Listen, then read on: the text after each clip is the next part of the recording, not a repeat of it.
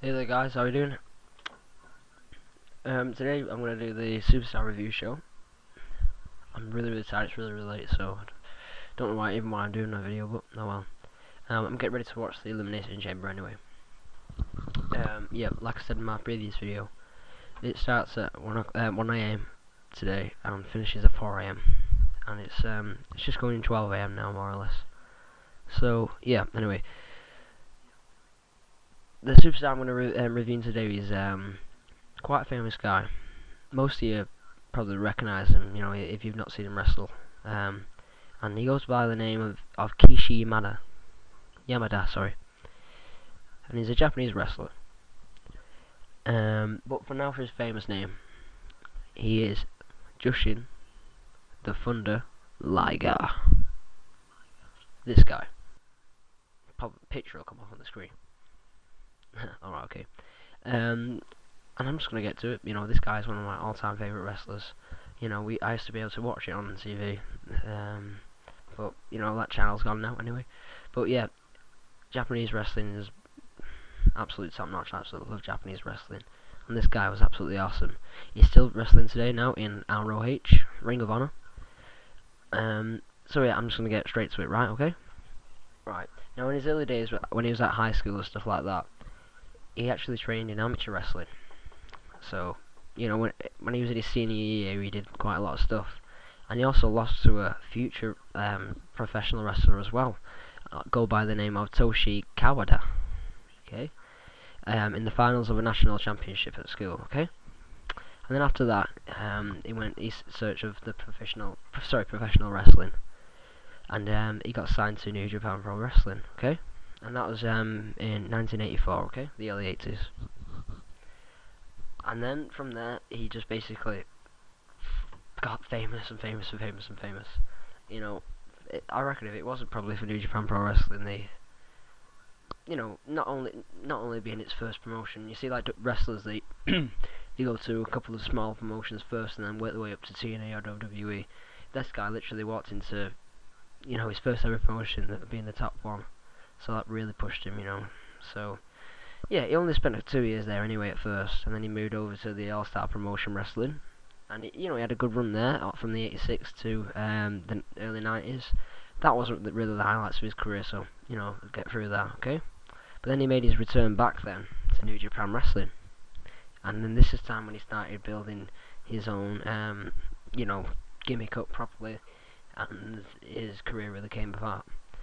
And this is really good now, okay? This guy weighed about 21 stone, okay? He was a heavyweight wrestler. You know, he did powerbomb moves and German suplexes and all that sort of stuff, right? But it's amazing this. After actually coming back, you know, to the New Japan Pro Wrestling, he debuted again, and he actually used a shooting star press in a match against another wrestler, real name now, called Masakatsu Funaki. Now, to be honest, I don't actually know if that's Funaki from the WWE or just a coincidence, you know. But that's just an amazing story anyway, you know. So I'm going to try and find the video clip of that anyway. And if I do, I'll post it in this video anyway, okay? Yeah, so that's basically his run there, okay? And he actually got the shot at the Japan Pro Wrestling Junior Heavyweight Championship. Guess who against? Owen Hart. Now, he won it a couple of times, lost it a couple of times, but he actually had a match with Owen Hart for the Heavyweight Championship, which was pretty cool, I thought. And that was in 1988, 1988, sorry. Then after that, only after a year running back in New Japan Wrestling for the second time, he went on to Stampede Wrestling, okay? Which is pretty good. And it's in Canada, okay? And he actually met Stu Hart there, and then he moved on to his training even more. He tried to master new, you know, submissions, new stuff, blah blah blah, the Canadian style wrestling, okay? And he was trained a bit under Stu Hart, and he actually wrestled in Calgary under his actual real name. So, you know, that's like the, you know, his background and stuff like that, okay? And it was actually at Stampede Wrestling when he perfected the gimmick of Jushin the Thubder Liger. you know, and it's a fantastic gimmick. You know, if some of the people, maybe the younger audience who haven't seen him, you know, you should definitely check out his some videos on YouTube, something like that. He's absolutely amazing, this guy. You know, from, like I said, power bombs to shooting star presses to everything. You know, this guy can do it all.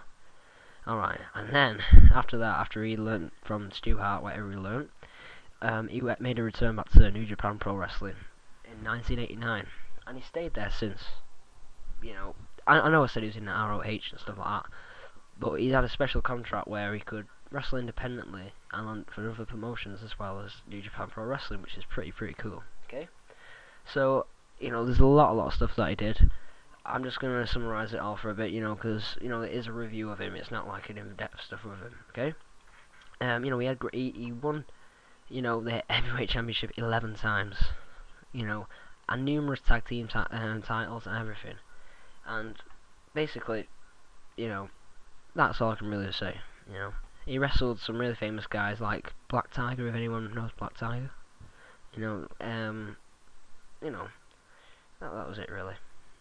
For that time, and then he went to WCW. Anyone remembers that? It was in 1991, and he had a big run until 1999, and he made his debut in 1991, and he even had a good feud with Brian Pillman as well over the WWC World Light Heavyweight Championship, and he beat him. He beat Brian Pillman on December the 25th for the title at a house show in Atlanta, Georgia, and he held onto the title for 2 months, which is pretty good, you know. You know, for a Japanese wrestler to come in like that, you know, with like a tiger gimmick, you know, it's a pretty cool gimmick. But back then, you know, I suppose people looked at it like that. But you know, for a guy to come in like that and to hold the title for 2 months and stuff like that, you know, it's pretty cool. And yeah, he left again. He always leaves in December 1992 after Starrcade. And he was teaming up with Eric Watts, and in losing efforts to Dr. Death Steve Williams, you know, rest in peace, and Sting in a lethal lottery match. And then he left again, and then he returned again in 1995. You know, and then he went on to face loads of opponents like Chris Benoit, Dean Malenko, Rey Mysterio Jr., Yuvento Guerrero, and Conan for the championship again, which he lost. Basically, that's all he had a good run until then, okay? Now for the stuff that probably people will remember him for. Ring of Honor. He started there in 2004. He only stayed for a couple of months, right? But he debuted on December the 5th. And, you know, no one knew actually he was coming. And as soon as they saw him, absolutely huge. The building lifted up. It was amazing.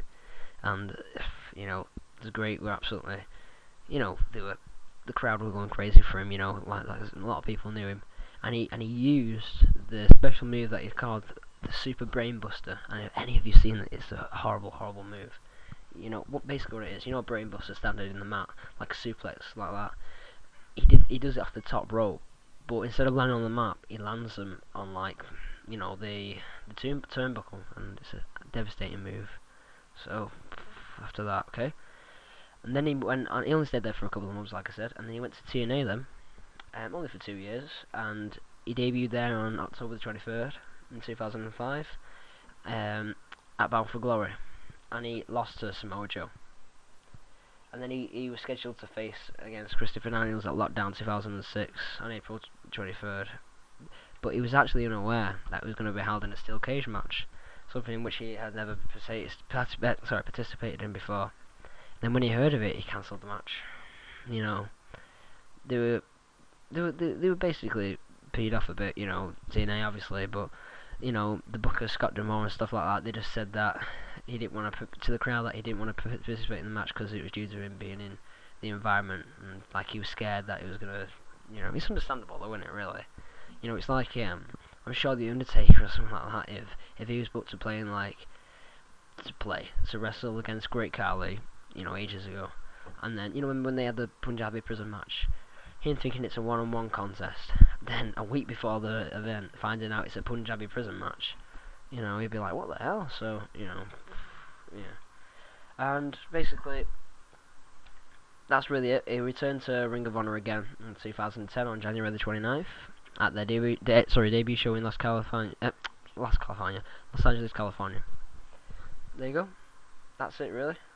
And if anyone is bothered, you know, since February 1991, he's been married, and he's good friends with the great Sasuke, who's another absolute awesome wrestler. Alright, so peace out, you know. This is just a Superstar review. Sorry you can't see the bottom half of my face. And yeah, I'll see you back for some more wrestling news and some stuff later on. Alright? Any of you that's watching the Elimination Chamber, you know, hope it's a good show and all that. Get our money's worth for once. No, I'm joking. Yeah, it should be pretty cool. Anyway, peace out. See you later.